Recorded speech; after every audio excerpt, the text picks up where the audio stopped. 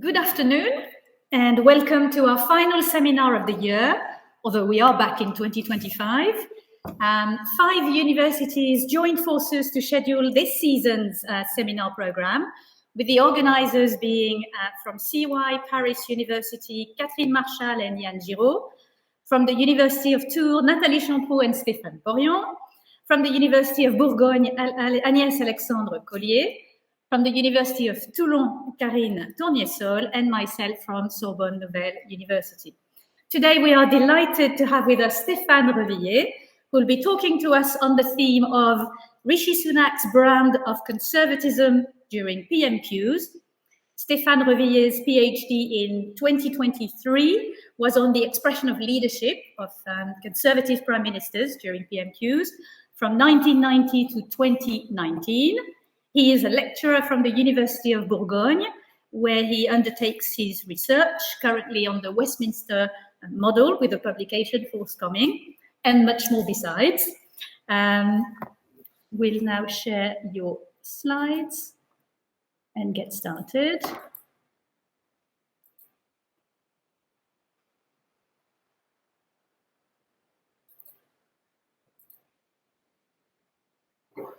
Perfect.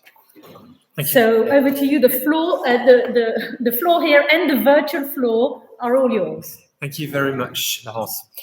Thank you very much for inviting me to participate in your seminars on liberalism and conservatism. Today, as the title of my presentation suggests, I'm going to talk about Rishi Sunak's brand of conservatism during Prime Minister's questions. Or rather, I'll be trying to determine whether there is something special about Rishi Sunak's approach to conservatism that would make it its own brand. The end of Rishi Sunak's premiership is recent, and his premiership is still being evaluated.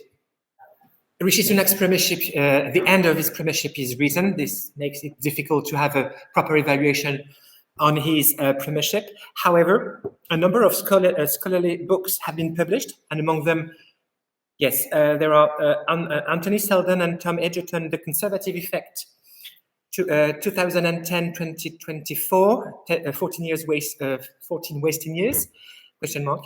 And another one that was really interesting by Michael Ashcroft, All to Play for the Advance of Rishi Sunak. Such works provide a valuable insight into Sunak's politics and decision-making. The purpose of today's presentation is not to examine how his actions, decisions, failures, or successes synthesize into a particular type of conservatism. The purpose of this study is to use a narrow framework within which certain rhetorical or speech features emerge to highlight some characteristics of Sunak's conservatism. And this framework is PMQs. So why PMQs? There are some good reasons. The first is that PMQs are a promotional platform because it is one of the most watched and attended parliamentary event of the week. And the second reason is that it is a confrontational and constrained mode of communication because it is an exercise of holding the government to account, which is intrinsically confrontational and sometimes aggressive. Helping to reveal other aspects of the government's policy, even ideology. And more interestingly, PMQs are one of the very few events where the Prime Minister and the members of Parliament attend the same session. They are together in the same room for questions here. And it is one of the rare events here. The Prime Minister needs to address and convince both the Conservative parliamentary party and the public outside. So it's not a free right speech. It has some, it is constrained here. And it's different, for example, during a conference, party conferences, where you are more freer to say what, there is less of your constraints here. A few words about the methodology, very quickly. I used 57 PMQ sessions from October 2022 to May 2024. It actually covers Sunak's premiership. The study is based on the elements of the Prime Minister's and the MPs' speeches that stand out or are designed to make an impression on the audience. What I mean is that, I have taken the more dramatized or theatrical elements of the speeches. And the high degree of theatricality of PMQs is a way of signaling to the audience, intra and extra parliamentary audience, that some elements of my speech as Prime Minister are more important than others, and as such should be given greater attention. Once these elements are extracted from the discursive content of PMQs, they constitute a kind of sub-discursive or para-discursive structure that provides valuable clues about the message the speaker, the Prime Minister, or the MP intends to convey, revealing a kind of map of the Prime Minister's principles. And these elements that are striking are mantras, that is to say, phrases or idioms that are repeated over and over again, catchy phrases or answers with dramatic effects. The second, we have the list here. I made the list. The first is the first mantra is, oh yeah, sorry, I told you.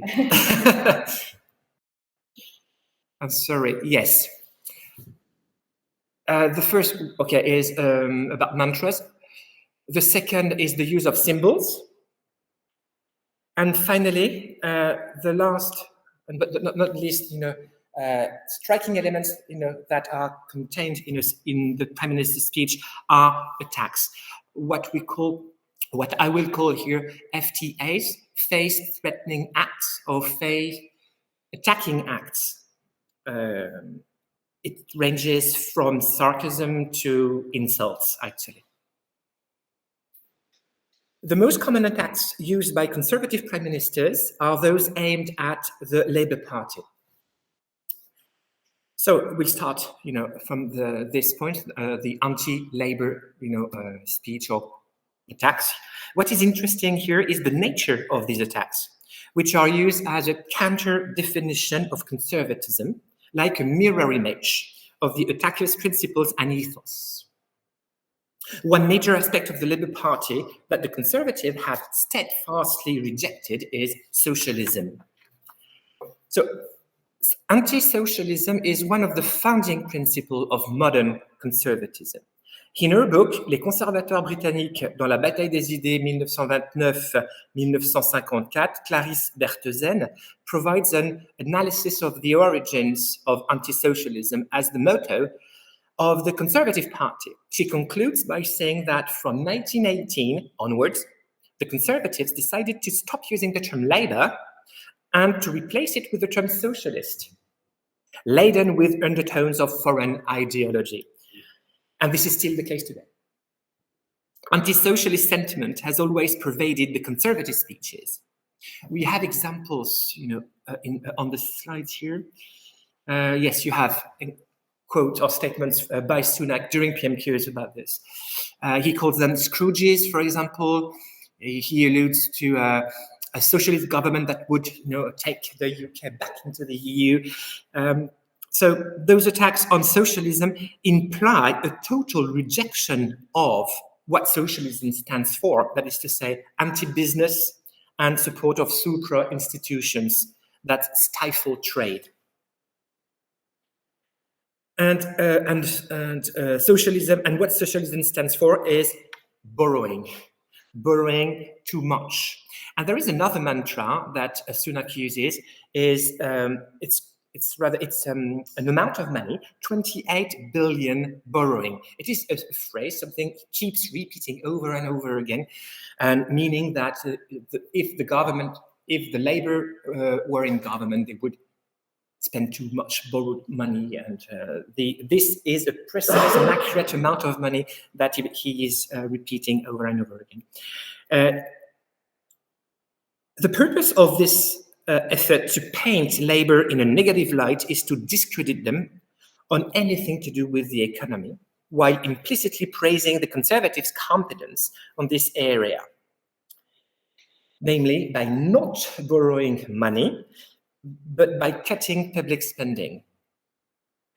It is not new because it is already a symbol because his predecessors, used it a lot. I mean, anti-socialism speech or symbol, and they made a symbol of it, out of it. And there is no departure from his predecessors in using an anti-labor rhetoric here, or anti-socialism rhetoric. In his attempt to undermine labor's credibility, the prime minister goes one step further in his attacks to make labor look evil by demonizing the opponent through moral disqualification, proving they are a threat to the country, that they are the enemy. How? I really need to scroll the slides. Yes, okay. How are they? Are they demonizing the labor by using associations with extremism? I don't know if I have some examples here. Maybe I went too fast. All right. So yes, demonizing the labor, you can see that on the slide here. So you have a few examples again here. It's a selection of statements associating labor with extremism. So you can see that, Hizb ut-Tahrir, a legal team led by Keir Starmer, know that he does not like talking about them, blah, blah. When they see a group chanting jihad on the street, I ban them, he invoices them. There is a really, a clear attempt here to associate, to link, to yoke them together. I mean, extremism and labor. And Starmer is, the labor is the enemy from within, acting against the interest of the nation. You have other examples here. Labour will back Brussels over Britain. Starmer wanted to abolish monarchy when he was 40. So to make the attacks even more noticeable and more likely to be picked up by the media, the Prime Minister resorts to personal attacks, ad hominem attacks.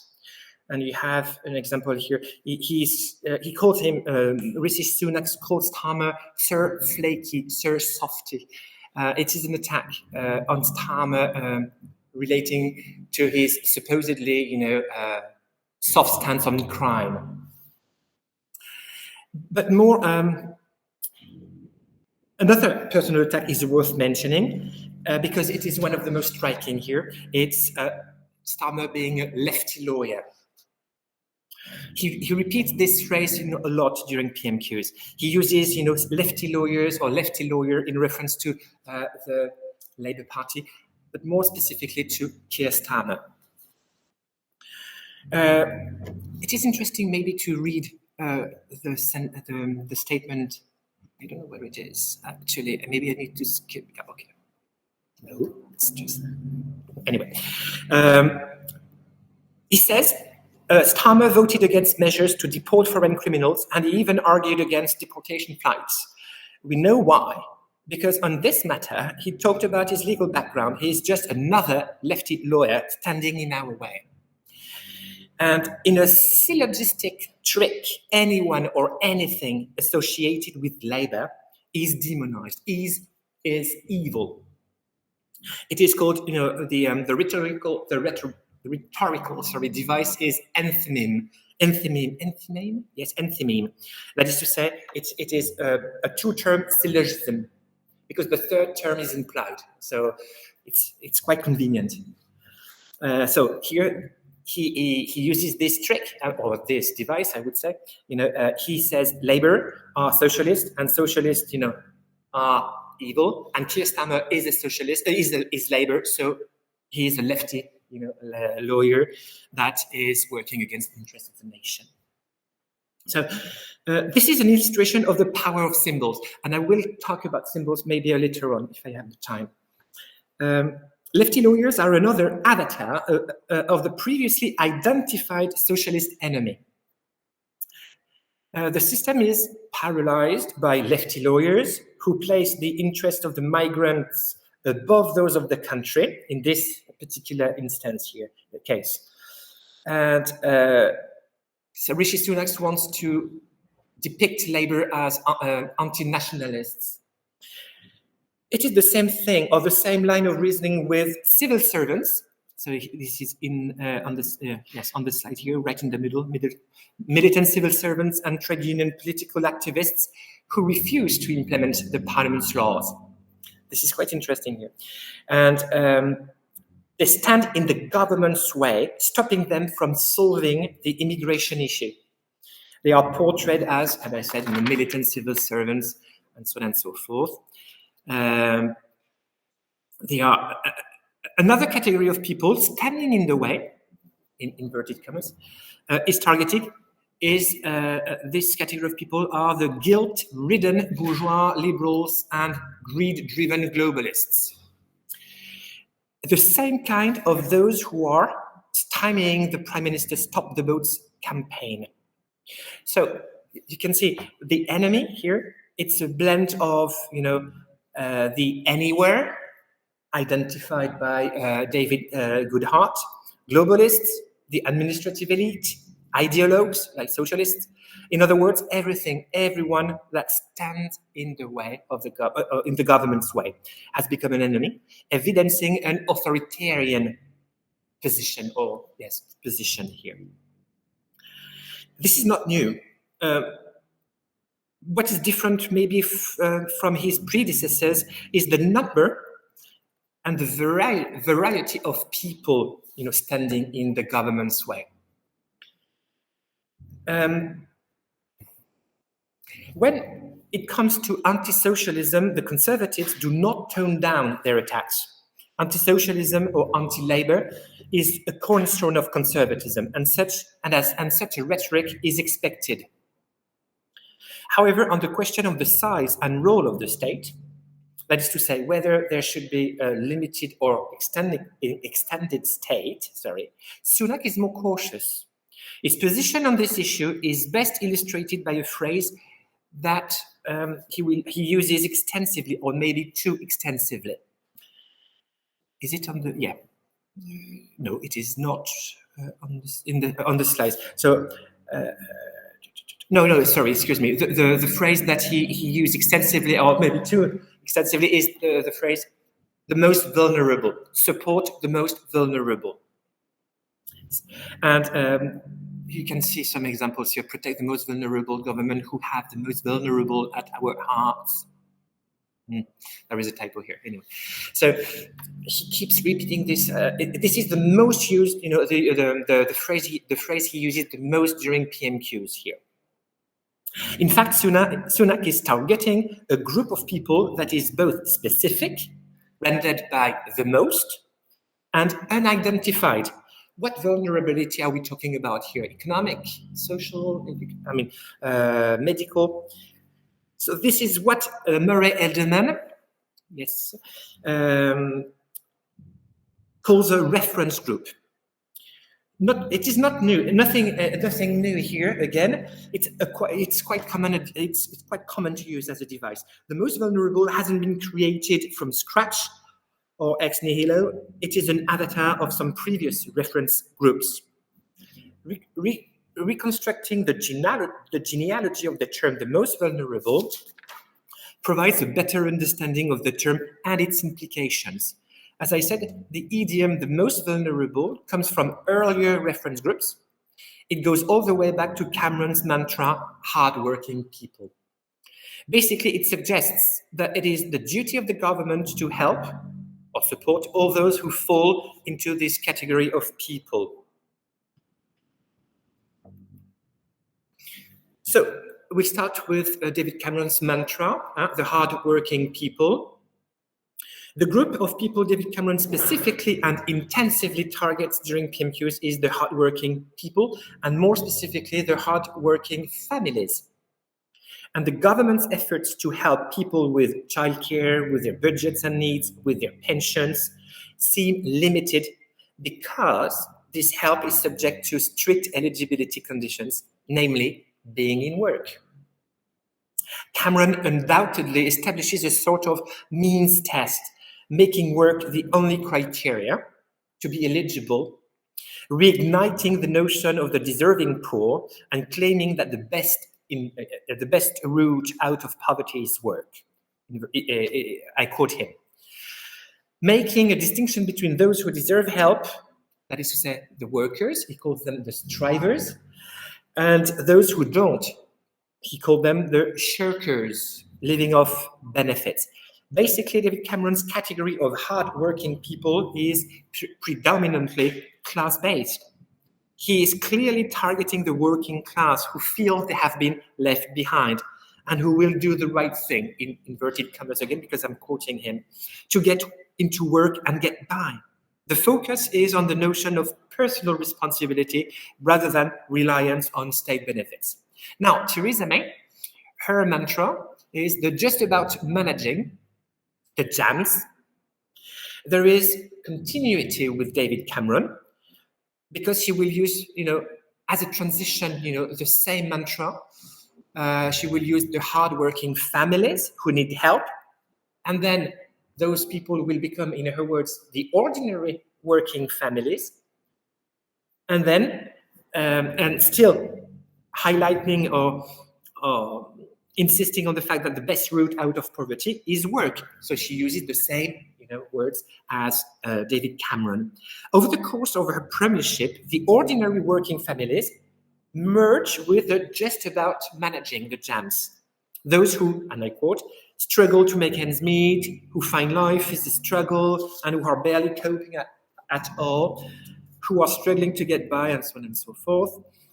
So the requirements for people to deserve state support have evolved from being a hardworking individual to living just below the poverty line. With Theresa May, the role of the state has been redefined, rhetorically speaking, at least. So much so that a Conservative member of Parliament, Philip Davies, asked Theresa May if, no, it's not in the slide, if he may, and I quote, paraphrase our former colleague, the late great Eric Forth. Prime Minister, I believe in the free market. I believe in individual freedom and in individual responsibility, and I am suspicious of the nanny state. Am I still a Conservative? And then we move on to Boris Johnson's mantra here. It is the left behind. He used this word, or this phrase a lot too. So under Boris Johnson, hardworking families, or the jams, have become the left behind. Unlike his predecessors, who were concerned with the economic situation of jams, Boris Johnson's left behind refers to geographically disadvantaged places. There are a few examples. Yes, invest in places that for decades were left behind, rural areas, Stoke-on-Trent, and many others. So the focus was more on the places rather than on the individuals, or the people, or their economic conditions.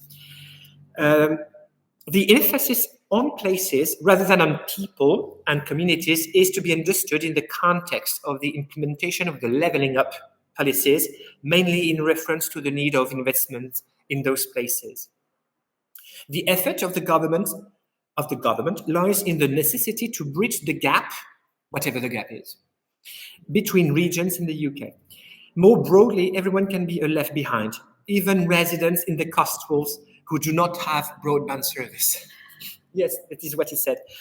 The left behind this group, the left behind, has become a mythical population. The function of the mythical population, and again here I rely on Murray Edelman's work, is to evoke a reference group other than the plainly visible and identified segment of the population.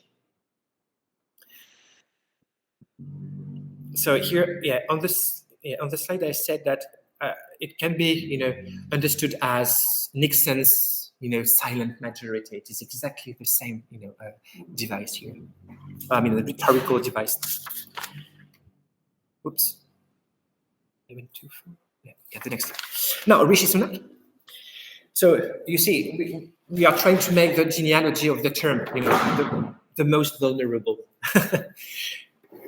So from the hardworking families to the gems and to the left behind, now we are arriving at the most vulnerable. So with Rishi Sunak, the left behind are now referred to as the most vulnerable, as I just said. And they are the most vulnerable in our society, the most vulnerable families, children, constituents. So a lot of people again. So the references here to the most vulnerable extends to those living in Syria, Afghanistan, Sudan, or elsewhere, and eventually to the whole world. Because according to Rishi Sunak, compassion, and I quote Rishi Sunak, compassion must be targeted at the world's most vulnerable.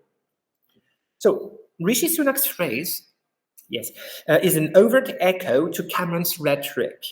The use of the term the most vulnerable is embedded in a speech reminiscent of Cameron's terminology, laying emphasis on a government and a party which are fair and compassionate, and which will support hardworking nurses and the most vulnerable.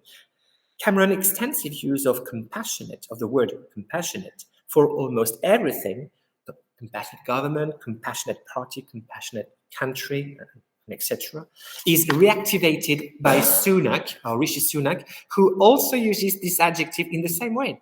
And you have examples here on the slide. And it is just to show you how extensively he uses this word in combination with the most vulnerable. There is a deliberate, attempt at calling Cameron's rhetoric back here to make a parallel with Cameron. So these words, compassionate government, fair, are very one nation rhetoric. And this was the purpose of Cameron at the time. And to prove his government's compassion, Sunak keeps repeating during PMQs that he gave £900 to the most vulnerable. Whether it is a rise in state pensions, direct payments, tax cuts, energy bills, cost of living payments, and so on and so forth.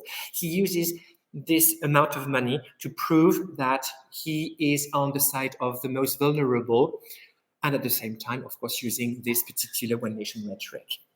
The comparison with David Cameron's mantra and his approach to state support goes one step further. Although the government's support to the world's most vulnerable does not seem to be subject to specific conditions, because you remember he wants to help the most vulnerables of the whole world, Sunak does set a limit to the government's compassion, fairness, and assistance. The superlative the most, while being a linguistic instrument for dramatization, is indicative of a limit to the government support. Some kind of requirements to be met to be granted government's help. This time, the just vulnerable, the just, reminiscent of the just without energy, are not worthy of government assistance. It is an indication that a specific level of vulnerability is required. Work is also a requirement for the most vulnerable. Sunak will uses the same words as Cameron. The best route out of poverty is work. He says, the best poverty strategy is to have everybody in work. A slight difference, though. A country where hard work is rewarded, he says. Work should take precedence over benefits. Yes, I think I have an example here. A country where we have a plan to get people off welfare and into work. It is clearly a continuation of Cameron's message, prioritizing hard work. Ironically, the government's assistance and compassion does not apply. The government's assistance does not apply to migrants risking their lives to cross the channel. The Stop the Boats campaign is not the best illustration of the government's compassion at the world's most vulnerable. Interestingly, Sunak presents the compassionate face of the government in a way reminiscent of Cameron's one nation conservatism without clearly claiming it. There is no mention of one nation in his speech. contrary to Cameron or Boris Johnson. He does not want to imply that he would be in favor of a big state. The implicit limits on government support for the most vulnerable are a kind of dog whistle to the more conservative fringe of the party. Sunak's mantra, the most vulnerable, while being in line with his predecessors, represents a further step in the evolving definitional contours of the group, without breaking away from the other groups previously used. However, it is clear that Sunak is much closer to Cameron in his rhetoric and articulation of conservative principles than to any of his predecessors. On economic issues, Sunak is careful to avoid direct references to austerity, public spending cuts, fiscal orthodoxy, or a more limited state. Instead, he relies on a well-crafted rhetoric based on ambiguity and double meanings, using negative symbols, and relying on his predecessors' rhetoric and mantras. However, he's more straightforward and explicit when it comes to social issues, such as gender, trans rights, for example, which puts him more in line with Boris Johnson's war on woke. Now, let's move on to other elements that will catch the audience attention, elements that act as signals to the audience. The culture wars, or the so-called war on woke, in inverted commas. For a better understanding of what this term means, there is a very interesting and insightful article by Karine Tournier-Sol entitled La droite britannique et les guerres culturelles.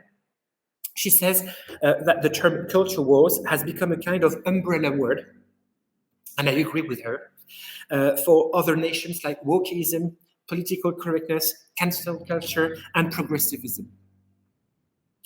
The polysemy of the term is well rendered in one of Sunak's statements when he claimed in the summer 2022, yes, it is here on the side, I want to stand up to that lefty woke culture that seems to want to cancel our history, our values, our women. On this issue, Sunak's strategy was to hit hard, using PMQs to promote his anti-woke position. Some of his remarks have been picked up by the media and caused, controversy. So let's start with the first notion here, political correctness and cancel culture. You have examples. I made a selection. I have a selections of some of his most, noticeable or striking comments relating to those notions here. Something that was picked up by the media, and yes, and the same evening after the PMQs, or maybe early in the morning, was the first one. He says, trying to unpick our history is not the right way forward. It's a very clear and straightforward, position here against, the cancel culture. And he used PMQs, to make his point. So, for the reasons I said just before. So it was picked up by the media, making the headlines. The goal is that, he achieved his goal here. Sunak's refusal to cancel parts of the UK's past and history is clear here. There are other examples.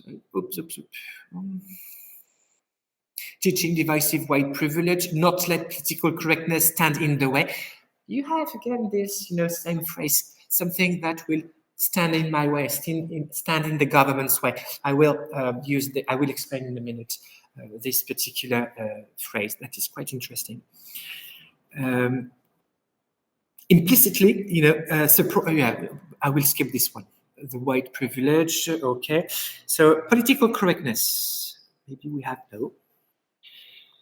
Stand in the way, refusing to name, because in this very example, political correctness is about not disclosing the names of the criminals who committed offenses, because for fear of fueling, an anti-immigrant sentiment in the country. So they preferred, the media or the press preferred just not to mention the names. Yeah. And as a reaction, Sunak says, we should not let political correctness stand in the way of keeping vulnerable girls safe or of holding people to account. So political correctness here is seen as an obstacle, even a threat, to the protection and the safety of the citizens.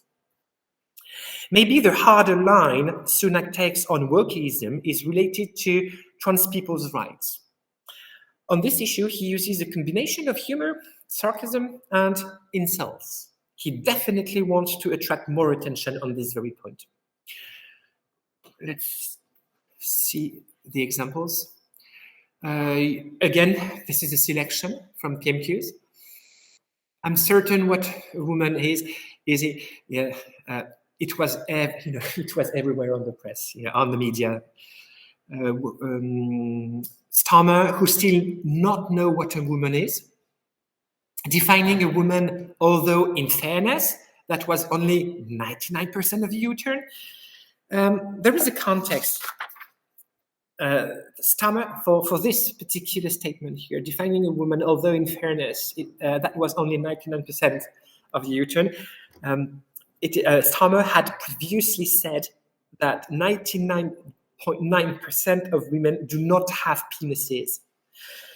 But the problem on that day, and this is very interesting here, Brianna, she was, do you remember?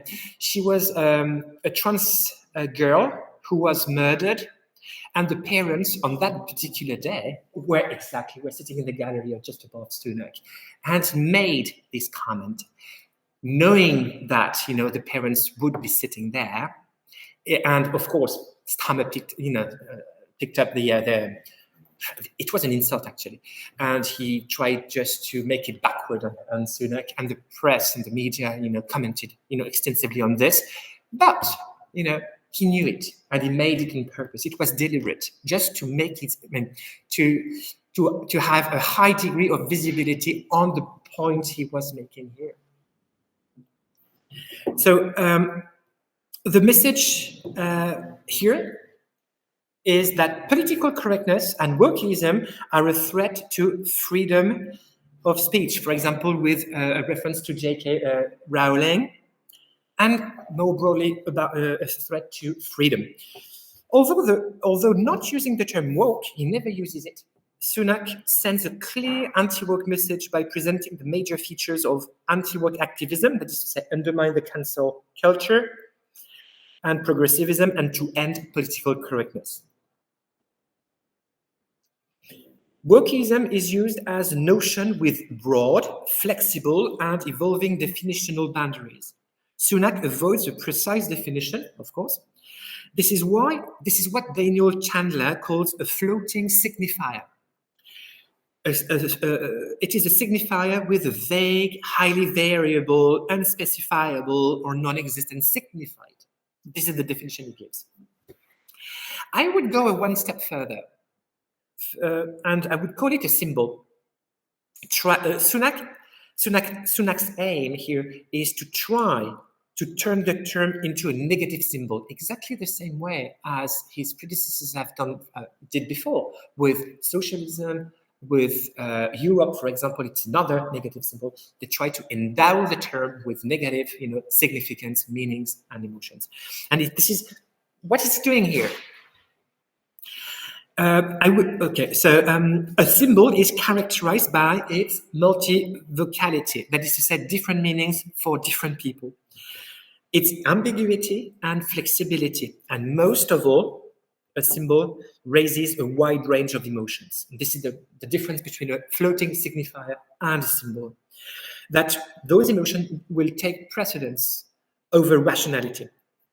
Its force of the symbol derives from the strong emotions that it raises and from other symbols associated with it. Sunak endows this notion with negative meanings, as I said before. That is to say, those negative meanings could be, the threat to security, to collective memory, to the country's past, to unity, to freedom of speech. To create a symbol, one needs to make an impression with the term used. That is why Sunak uses PMQs and a high degree of dramatization. However, weaponizing social changes is not a new trend. This is nothing new again. Thatcher, in her time, waged a moral battle against schools and more generally against the changing moral standards of society. And here is a quote, it's maybe on mine. By her, children who need to be taught to respect traditional moral values are being taught that they have an inalienable right to be gay. It was during a party conference in 1987.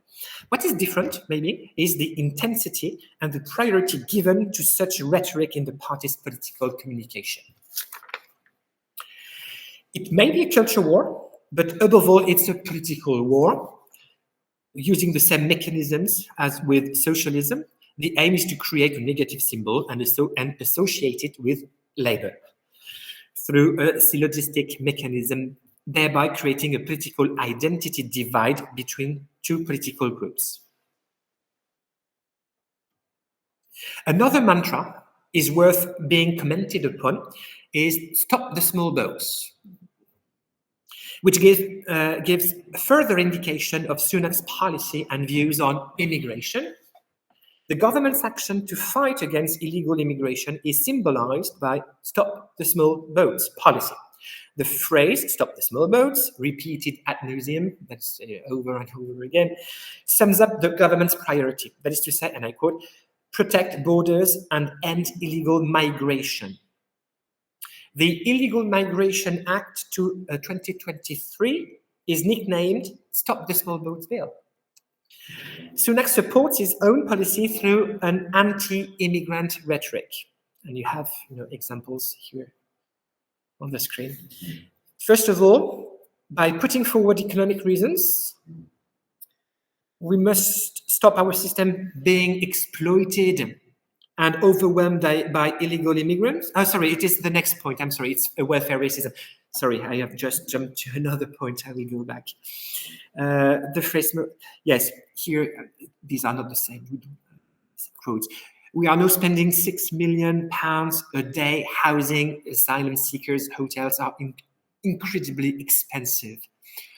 The second point is, he will use to sell his policy is welfare racism. He says, "We must stop our system being exploited and overwhelmed by illegal immigrants." Another quote statement, "Not right. It is not right that some people jump the queue and take away our resources from those who need our help most." It is not new again. Cameron used almost the same words. So, and May too. Theresa May too. However, what is rather quite new here during PMQs is, the justification of cracking down on illegal migration is that it is fair and compassionate thing to do to stop the small boats. That is to say, he will go back to Cameron's rhetoric again. And why? Because he wants to provide or to give a moral argument to his point here. Illegal immigration relies on an immoral, criminal, deadly system, gangs, people smugglers taking advantage of vulnerable people, taking their money for a crossing that may cause their death. It is very well structured. I don't know if it's large enough for you to see that, but I cannot enlarge it anyway. So, first, he will start with, identifying the illegal immigrants. So, in bold print, these are the people who are responsible for this immoral, system. Illegal migrants who are being trafficked here by criminal gangs. Then he will talk about the consequences. People are dying on these crossings. These crossings are incredibly dangerous and risk people's lives. And then he will talk about the necessity, the immoral aspect of the system, and we need to end the unfairness of illegal immigration. and at the end, he provides a solution. This remains a compassionate and generous country, and that is done fairly and legally. So those who are really responsible for this inhumane system is the Labour again. The Labour Party is on the side of people smugglers, illegal immigration. I quote, Labour in Wales are paying illegal immigrants. So immigration is perceived as detrimental to the country, and the Labour is associated with it. I think, yeah. Politics here is seen as a political myth, or perceived or used as a political myth.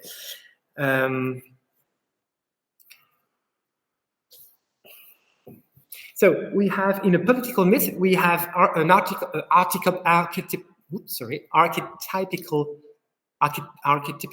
patterns with an oversimplified order of the world. And I'm again, relying on Elderman's work in Politics as Symbolic Action. First of all, the Conservatives or the Prime Minister identifies a problem. This is what we have just seen before. He identifies the criminal gangs. Then he will identify the cause, that is to say, who is responsible for this. So the criminal gangs, the smugglers, but the Labour too, because he will, of course, he will link or make connection between those criminal gangs and Labour, because the Labour is the immediate, political opponent, not the criminal gangs. So in this political myth, the enemy, so the Labour, is the plotting opponents, I would say, against the national. They are plotting against the national interests, and of course, we need the savior, the hero, the Conservatives, with their plan. And I think, yes, in green here, this is what Sunak said to present himself as the savior. So he identified the problem, the cause, the enemy, and then he says, and which is why our new laws are the right way to deal with this. Our plan will stop that from happening. We can everything we can to break the cycle of the criminal gangs. This is why we will break the criminal gangs. So here, it fits perfectly well in this, pattern. So the solution must come from the Conservative, who pose as the saviors, the hero leaders. So if we apply this pattern to immigration or the small boats, it works. The savior, is the Conservative party, as I said. This is a way of presenting the government's principles in a simplistic, or more broadly, the political life or political politics, I would say, in a simplistic and oversimplified way. And it is quite convenient because people will be more responsive to something that is oversimplified than something that is more complex. This is what Elderman tries to prove here in his work. So far, I've tried to get a better grasp of Sunak's brand of conservatism through some of his mantras, through FTAs, face-threatening acts, or elements made more visible through dramatization. However, a more direct way of getting an insight into the Prime Minister's doctrinal principles is to use his own definition of those principles, or the insults or attacks or FTAs coming from Conservative MPs. So,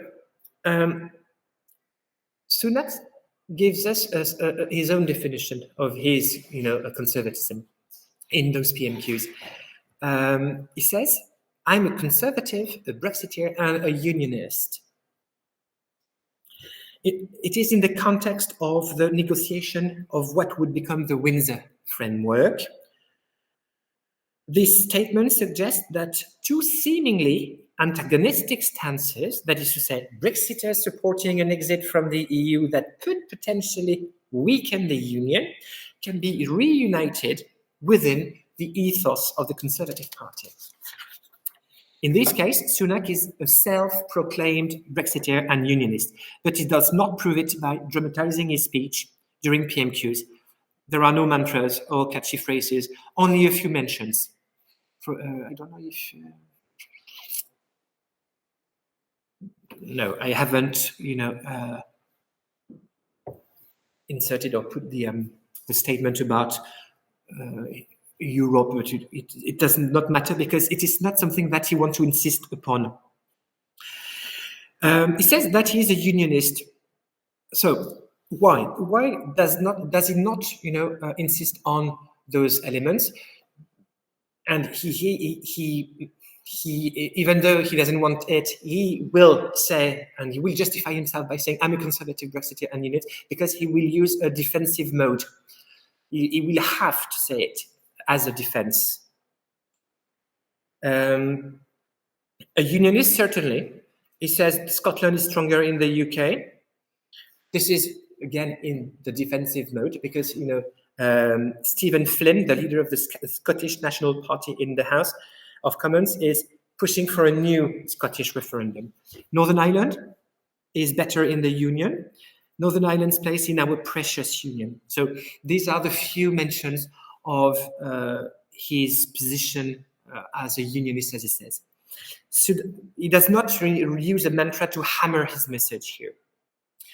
First of all, because, being a unionist and a conservative, it's quite, it goes well together. Unionist is intrinsically conservative. It's not a new position that requires promotion or rhetorical devices. He will prove this through actions instead. And I'm not sure that I will have the time, but, there is something about the gender recognition reform in Scotland. And here, instead of, using mantras or using, dramatization to make a point, he will just, make a decision and take action against, this gender recognition reform, killing two birds with one stone, because, it is about trans rights people and it is about keeping, the union together. So maybe if you have questions, I can maybe give more details about this. And he says he is a Brexiteer. He says it is this government who are delivering the benefits of Brexit to every part of our country. This is not something that will draw our attention here. There are very few explicit statements about, Brexit here. But rather, he will have to defend, his position as a Brexiteer when needed. For example, when he's accused by Starmer of wanting a closer relationship with the EU, Sunak claims that I will not let a foreign court block our ability to send people to Rwanda. He uses a Eurosceptic tone to counter accusations of wanting to get closer to the EU and to reassure the DUP and Brexiters in the party. On this defensive mode, Sunak intensifies his attacks against Labour as if it was his last resort, by using a word that has been laden with symbolic meanings by his own group, the only time he uses a rhetorical device for effect in relation to being a Brexiteer. Short of arguments, Sunak attacks Starmer and invokes Boris Johnson's Euroscepticism using one of his famous phrases, this is surrender. The full quote is here on the slides here. It is his usual position. He refers to Starmer's position. When it comes to the European Union, give the EU a blank check and agree to anything it offers. It is not a strategy. This is surrender. There is no denying that he used this expression for effect. That is surrender. If we make, again, the genealogy of the term from Churchill to Boris Johnson, we realize that it is a symbol of resistance to the diktats of the EU, symbol of Euroscepticism. Again, Sunak uses a symbol that has already been created by Churchill and reloaded by Boris Johnson to assert his Eurosceptic stance without wasting a lot of resources. And finally, he says he is a conservative. In this example, Sunak equates being a conservative with being a Brexiteer and unionist, but this is a limited view of what it means to be a conservative. One way to find out is to look at the comments and attacks of conservative MPs.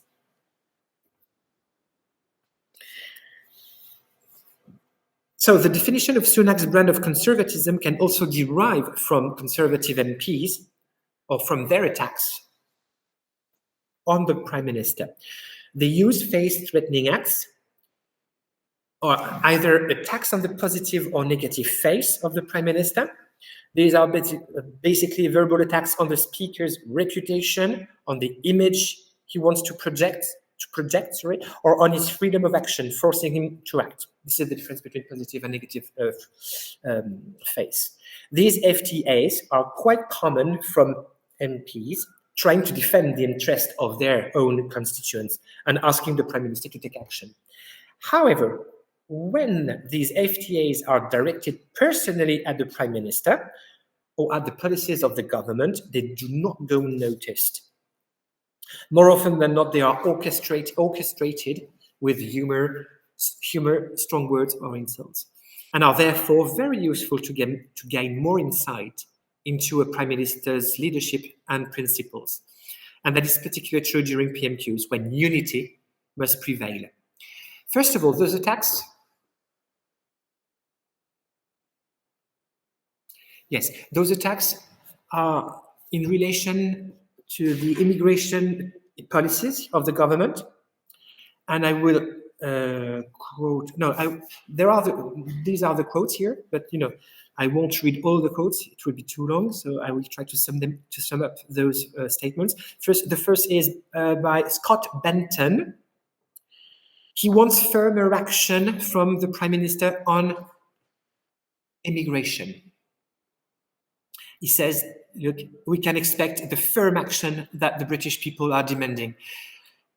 It is considered as an FTA here because it will attack the Prime Minister's positive face here. He will, the member of the MP wants the government or the Prime Minister to take a specific action against maybe his will. In terms of UK-EU relationship, we can quote William Cash, who reminds Sunak of the priority of protecting the UK's parliamentary sovereignty, self-government and democracy as set out in the 2019 manifesto. Or Andrea Jenkins, who wants the Prime Minister to commit to leaving the ECHR. Andrew Rosindell. Yes, Andrew Rosindell echoes William Cash and Scott Benton's call for a tough approach to immigration and a restoration of sovereignty lost to the EU institutions, and urges him to show more of his Thatcherite instincts. And the quote is here. Will the Prime Minister come with me to Rumford Market, following the footsteps of Margaret Thatcher? They do not want what I can tell you. They do not want what they do not want is to be taken back into the European Union by a socialist government. About the economy. So, a word on this on this reference to Thatcher. This implies that Thatcher should be Sunak's model. And again, the invocation of the party's ancestors, or I would say prominent figures, makes quite an impression on the audience. And again, the use of a symbol constitutes a shortcut to a ready-made message while raising strong emotions. About the economy, economy-wise, John Penrose urges Sunak to adopt a Nigel Lawson economic plan to, I quote, unblock the arteries of our economy with low-cost, pro-competition supply-side reforms. So the quote is here. You can see that. Philip Davis is blunt in his demands for Sunak to be more conservative and for less state interference in people's lives. And you can see that at the end. Oops. At the bottom here of the slide, you have pursue a more conservative agenda and scrap this ridiculous policy.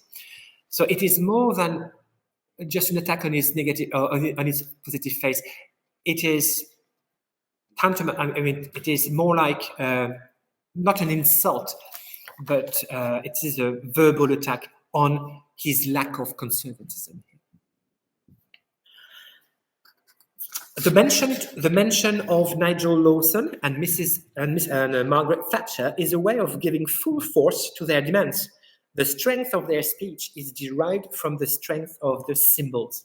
It is also a way to urge the Prime Minister to take a more conservative approach to the economy, that is to say, prioritizing tax cuts, deregulation of the City of London, and fighting against inflation.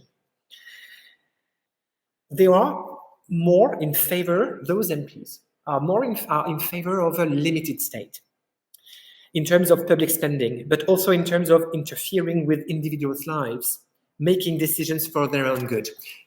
Because here in the last statement, it was all about the ban of buy one get one free. So here the MP, who was he? I don't remember who he was. Penrose reproached Boris Johnson, for implementing this kind of policy. That is to say, dictating to the people what they should do. And this is exactly what they do not want. That the state, should interfere in our lives. So, as a conclusion here, Sunak is not, conservative enough, according to them. These members, those MPs of the party, want to go back to a more economic liberalism in the classical sense of the notion, in the Thatcherite and Majorite sense. Their solution is a smaller state and ending the nanny state. It's because they use this word, yes. Right in the middle of the statement here, Penrose says, that is an idiotic triumph of the nanny state. And this word, is again, like not a symbol, but, it's reminiscent of Thatcher's policies, for example. So it is not, coincidence, so it's deliberate here if they use this word. So they want a smaller state, ending nanny states, supporting Isaiah Berlin's concept of negative freedom, that is to say, being free from, promoting the absence of interference in a person's sphere of action. No external bodies should interfere with my actions through some bans or some regulations. For example, the state or supra institutions like the ECHR, or the European Court of Justice. I'm thinking about Northern Ireland. A smaller state is a means of achieving positive freedom for them, the freedom to do something. And the nanny state is stultifying effort and opportunities. The state shouldn't be the only provider of the material means of people's freedom. Benefits or allowances or a Keynesian-style economics, but it should also loosen its grip to let people get their own means to access their own freedom. There shouldn't be, a vertical. It shouldn't be vertical from the state to the civil society, but the other way around. The freedom should come from the society itself, the community itself. And I'm quoting, the previous session of the seminar. It was a demonstration. Do you remember that? Freedom should come from the base, the society, and not from the state. So I thought that it aptly applies here in this case. However, in other areas, the role of the state remains significant, especially in terms of fighting against crime and illegal immigration. So there is a contradiction here, but this is quite. It's not new, actually. Thatcher was the same.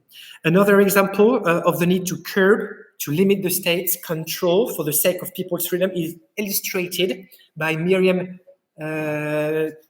Cates, who expresses concerns that the government's redefinition of extremism, by the government, the government's redefinition of extremism, could have adverse effects on freedom of speech. I don't know if I have her. No, I don't have her quote, but basically, ironically, this MP fears that the wide range of legitimate views she alludes to, for example, Yes, because I need to quote this. She says, the government wished to broaden the definition of extremism are concerning because in separating the definition of extremism from actual violence and harm, we may criminalize people with a wide range of legitimate views and having a chilling effect on free speech. Ironically, she fears that the wide range of legitimate views she alludes to, for example, the populist radical right views, in Tim Bale's word, might be censored. More state intervention to fight against crime is acceptable, but not when it goes against one's own interests.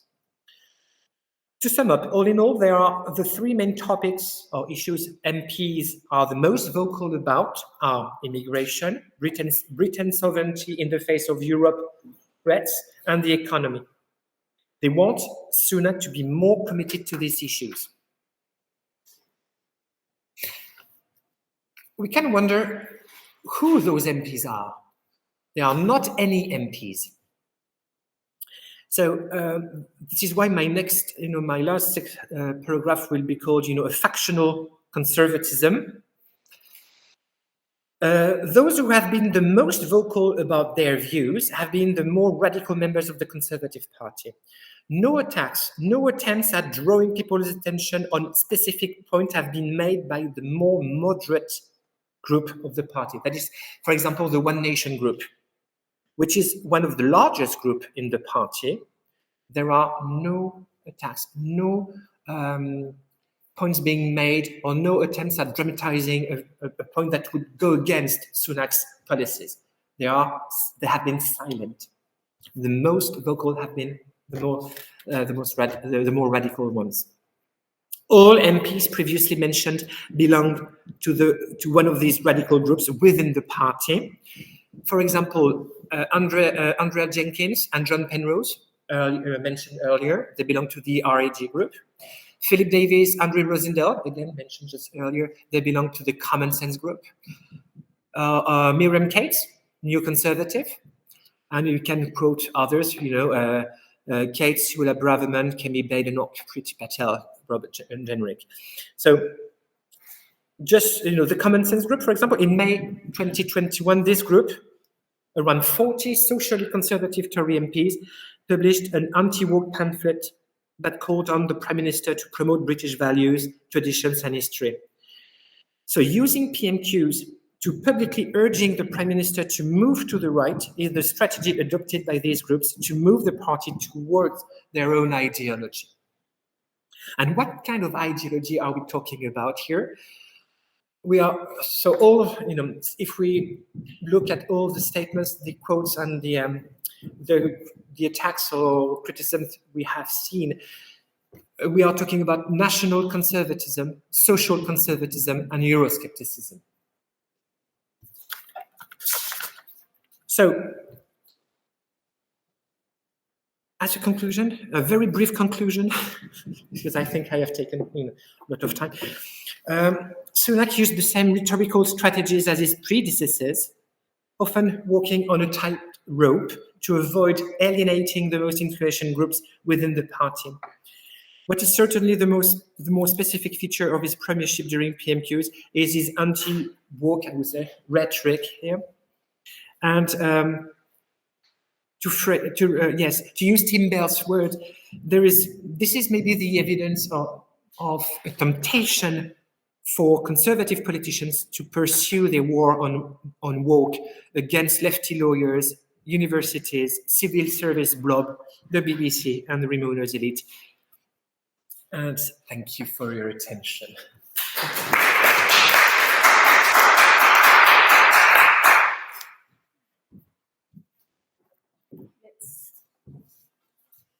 Stop sharing. Can you reach out with the mouse? Yeah. Thank you. And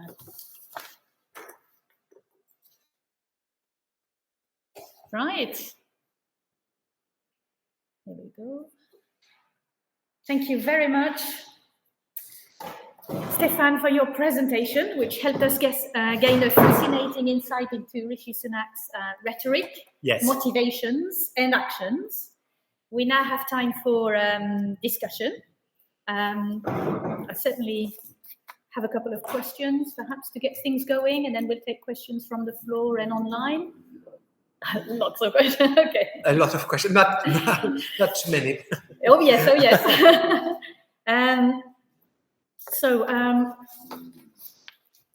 Perhaps you've shown us those FTAs. Mm-hmm. I was wondering, where's the line when it comes to parliamentary etiquette, when it's tested to the limits? What is tolerated? We've come a long way from Margaret Thatcher's "Is the honourable member fit?"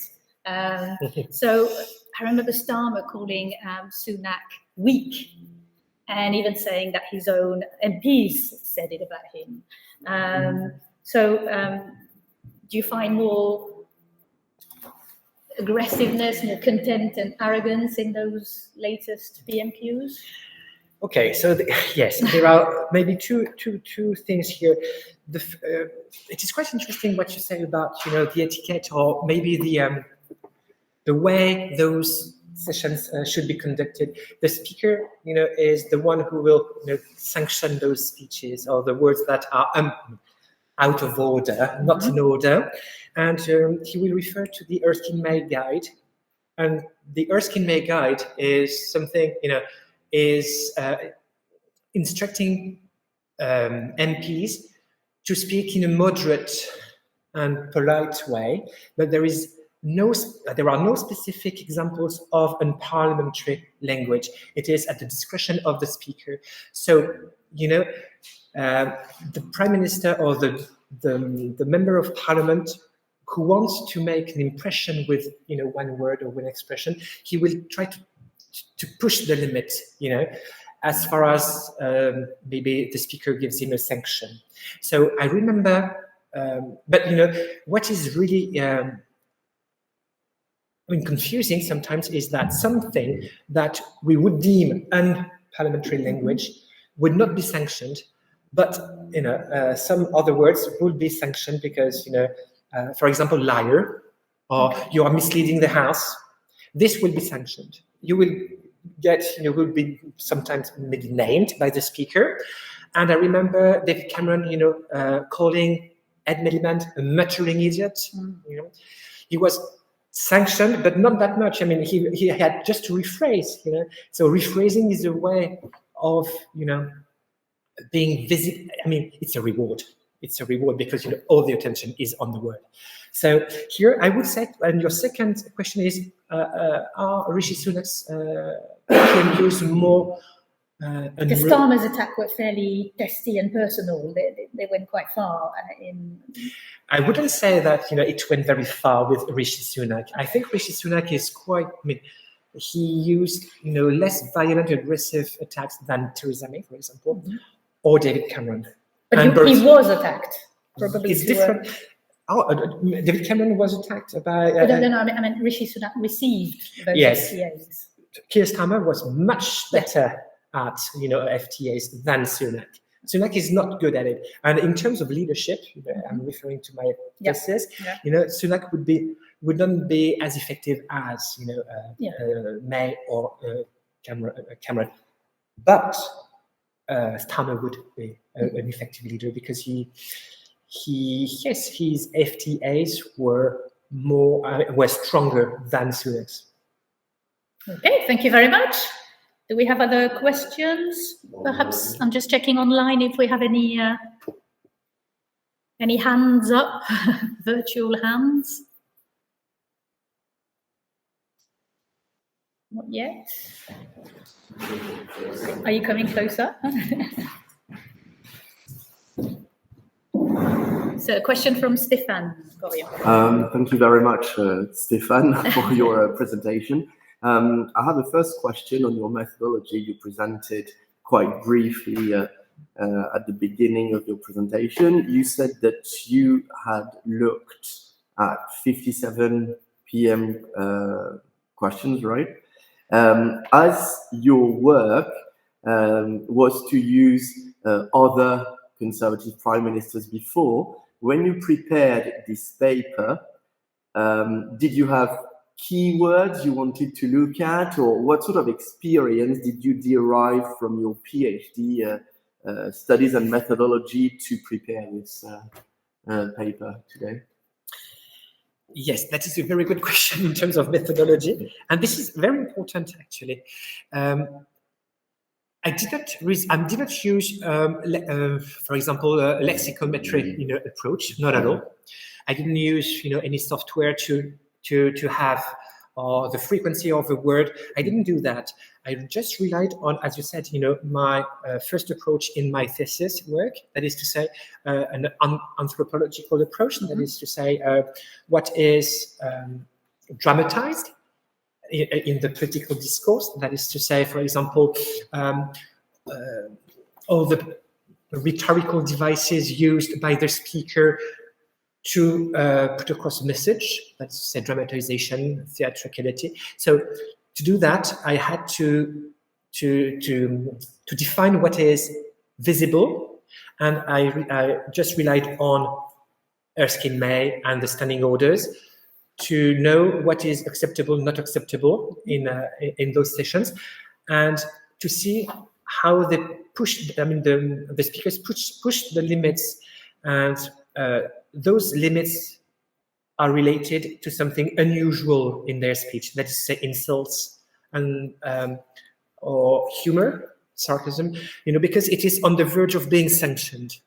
So I just tried to see if those cases were many, not many, and you have to read everything and to watch all the sessions, because otherwise no software can just pick irony, sarcasm, insults. They cannot do that. So I have to read all those, or watch them online, and you can spot, you can decide on whether this is staged, not staged, and I make everything that draws my attention according to those criteria. I write everything down.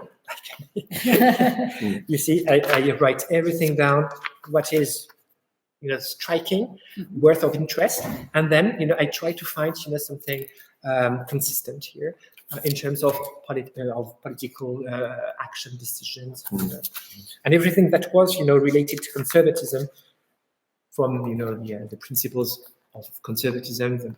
I try to make a list, selection, and try to sort them out. But thank you for staying online. Let's pursue with the next question. In your presentation, you said that the PMQs were a good platform for Sunak to define his own brand of conservatism. You also said that you focused on theatricality and dramatization. Do you think the PMQs are a good platform to study the idea of statecraft, or is it would it be a limited platform? Yeah, okay. This is something that I was interested in actually in my thesis, because I studied leadership, and it's very connected with statecraft. So statecraft, this is the way you govern. You will make your policies or political choices. Statecraft, and I would say that it would give indications. It is not something that I would use only. I wouldn't use it as a single tool to study statecraft, but there are indications, of course. For example, if you look not at the form but at the substance of the answers, for example, they are asking. The main function of PMQs is to hold the governments to account. So the opposition will not be soft or will not be kind with the government. They will just point at anything that goes wrong or that was ill thought or something. So yes, with this text we can maybe see how the government has failed or succeeded in implementing policies that are maybe good. I mean, good. I thought that it was, okay. So yeah, I think, of course, I think it is a way of assessing, Prime Minister's statecraft here. Yes, using the answers, not as I said, it's not a free right speech. They said they have to answer something that they don't want to answer. So if you analyze those, answers, you will have an insight into maybe the failures or the successes of the governments in governing. Yeah. I had a question on one nation. Mm-hmm. I think you said Rishi Sunak never says the phrase. No. Is there a gap between what he says and what he does, though? Because has there not been more significant evidencing of one nation, conservatism, than furlough relief? With the furlough. During Boris Johnson furlough. Where he was Chancellor, Rishi Sunak at the time. So he engineered furlough relief. That is quite interesting. There's not yes, a you're right. to it. But okay, so this is okay. So he never mentions one nation during PMQs. Yes. During PMQs. Yes. But everything. I mean, suggests that he is not really, a one nation prime minister, because he wants maybe a more conservative stance on the economic, side of things. But when he was, in government, in the Boris Johnson's government, of course, he implemented furlough scheme, which is very one nation, I would say, here in this. But it was against his will. Maybe it was not really willing to go all the way to implementing full furlough. At some point, he wanted to stop furlough. Boris Johnson wanted to spend more money. He was, quite reluctant to do that. So we have some signs of, this unwillingness to be on the side of one nation, politics here. We had some signals. Conservatism and liberalism. Exactly.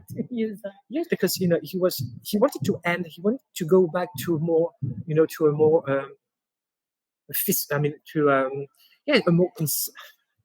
liberal, conservative stance here or position here with limiting the public spending. He wanted to do that, and it was, a moot point. It was a sticking point with Boris Johnson.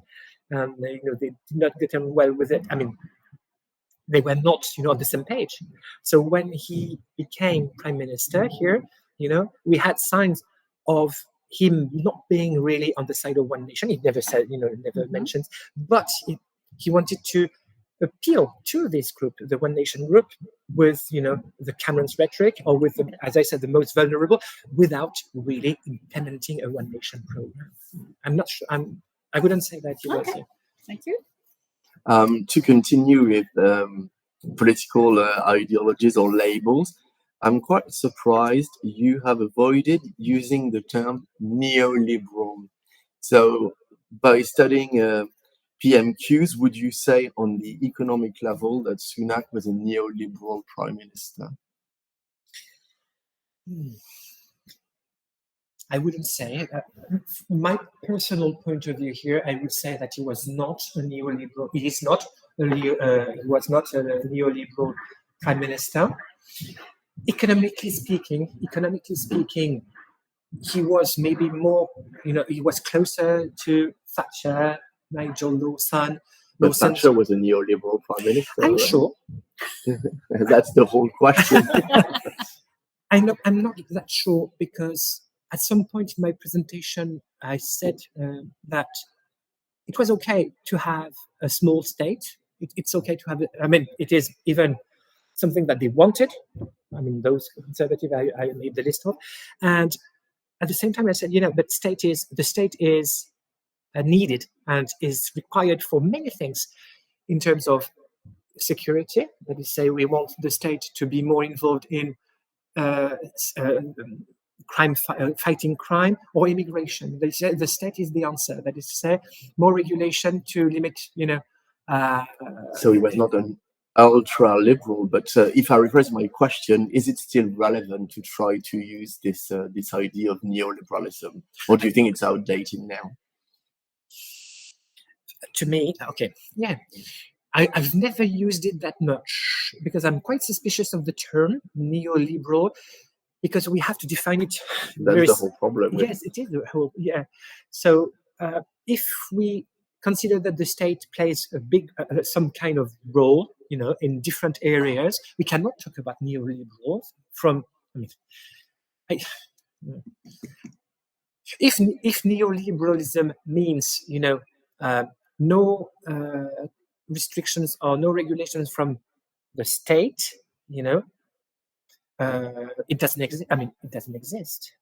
But if we you don't look have at- any examples of, even libertarians, But if I take another example, if you take the public sector, Mhm. did Sunak, for instance, want the public sector to work on private, practices, as is the case in the private sector, like a private governance or something like that? Mhm.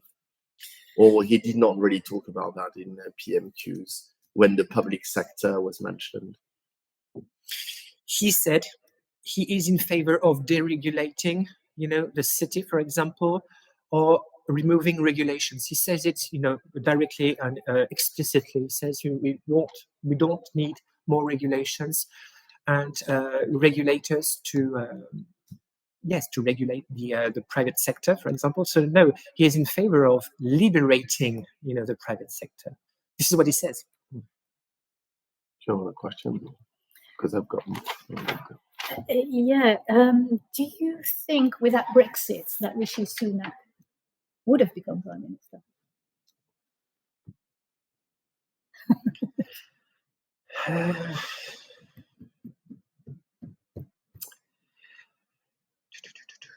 Without COVID. Thank you. Without Brexit, I'm not sure. I don't know.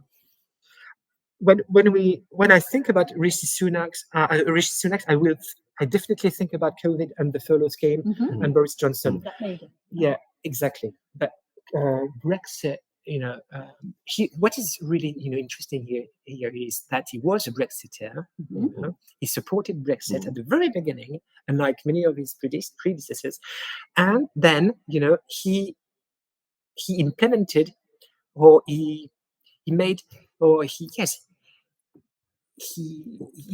got closer to the EU, still claiming that he was a Brexiteer. So I'm not sure that Brexit made him. I don't know. I really don't know if Brexit made him as prime minister here, because Brexit happened. Boris Johnson was an advocate of Brexit, and it was very dangerous not to be a Brexiteer at the time. I mean, if you wanted to become prime minister on the conservative side, but I'm not sure that he exhibited a lot of anti-Brexit positions here. It was quite the opposite actually, because he got nearer with the Windsor framework. He was quite in favor of getting closer to the EU. So I wouldn't say that such an attitude would have helped him in the first place. Okay. So being quiet about it was maybe the best solution. Mm-hmm. I'm just checking, but I can't see any virtual hands. So another question for you. At the end of your presentation, you said that Thatcher was Sunak's model. Was it from the point of view of Conservative MPs, right? But hadn't they learned the lesson of Liz Truss promoting Thatcher, as a model? Why did they do that? It was a risky, move to do for Sunak. I think that they use the symbol rather than the real policies, right? And it's a way to have, it's shorthand for less state and less regulation, fewer regulations.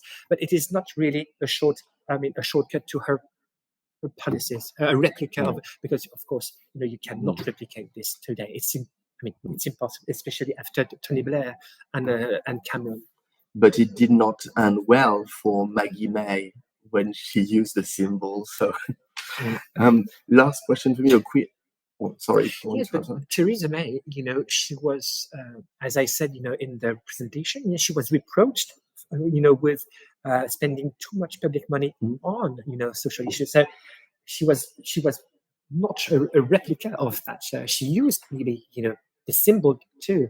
She used the symbol to convince people that she would manage to deal with European leaders on the European question. Yeah, right. The last question. You said the storm was presented as the enemy within. Was this very term used in PMQs, or this is from you, right? Yeah, it is not used. They will never say enemy in the during PMQs. They couldn't do that. Right. They will try to make people infer or just conclude that he is the enemy, but you cannot say. Yeah. So, thank you. Perhaps one final question, but please do not hesitate to interrupt online if you have a question from your end. On representation, to what extent are constituents' interests represented in such an exchange and even as PMQs in Parliament? So you have 2 or 3 types of members of Parliament: those who will fight for their constituents or constituencies, and those who want to have a position in the government, for example, to become a minister. And for instance, on Brexit, where constituents' interest represented there? If they know, if they are in tune with their constituents, PMQs, it's a perfect platform to make people's voice heard during PMQs and scoring points, political points at the same time. But if you are not on the same page as your constituency, you'd rather just keep quiet, keep mum, during those sessions. But PMQs is designed. It has been designed, for the constituencies, for the constituents in the first place. That is to say, it's one of the very few events when members of Parliament can, represent their constituents, orally in front of cameras with this high degree of visibility. So this is why there are 2 types of, MPs: those who truly, care for their constituencies, and they will maybe use PMQs and the high visibility to make a point, that is said, dramatize their speech. You can see that sometimes, they stand up and they start with a poem, read very loud, and something. You said, what is he doing? Yes, he is, making their voice heard, and they know exactly how to use PMQs. And this is a very good tool to analyze, what's going on in the country or in this or that constituency. Thank you very much. Thank you very much. You're welcome. Thank you very much for having me. If we don't have further questions, then we will bring proceedings to a close. Thank you. Thank you very to much. Stéphane Revillet for sharing his insights on this fascinating ritual, which is PMQs. No doubt we'll be hearing from you again, as this is a great research topic, which you have very much made your own. Thank you very much. Next seminar. So we're back on 24 January 2025 to listen to Emmanuelle Deschamps from CY Paris University on Bentham. The full title of her presentation is Bentham in Our Time, Political Reading Since the Cold War. All that remains is for me to wish everyone a happy, festive season, and I hope you have enjoyed these seminars as much as I have during 2024. Thank you. Thank you very much.